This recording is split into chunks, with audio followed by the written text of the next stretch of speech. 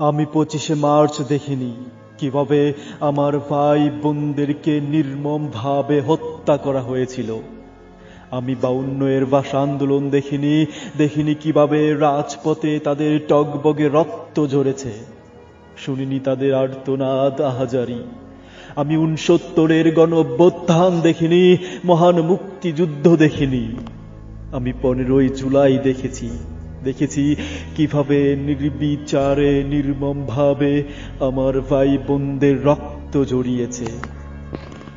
আমি সালাম, বরকত, আসাদকে দেখিনি, আমি আবু সাইদকে দেখেছি শেষ রক্তবিন্দু দিয়েও আন্দোলন চালিয়ে যেতে।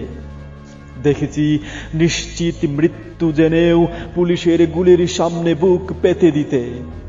আমি 15 জুলাই দেখেছি, হ্যাঁ আমি 71 দেখিনি, আমি 2024 সালের 15 জুলাই দেখেছি।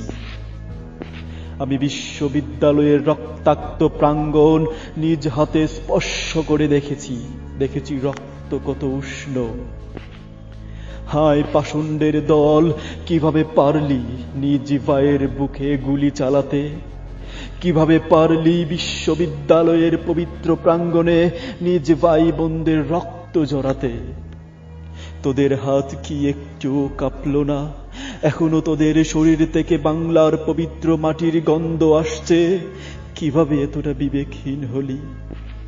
আমি এতটা কষ্ট পেতাম না যদি আগুন পাক বাহিনী জ্বালাতো। নিজের ঘরে কিভাবে নিজেই আগুন দিলি? 52, 25, 69, 71 আজ চোখে স্পষ্ট ভাসে। আমি দেখিনি সেই দিনগুলো, কিন্তু আমি 15 জুলাই দেখেছি। একেবারে স্পষ্ট, আমি নিজ চোখে দেখেছি।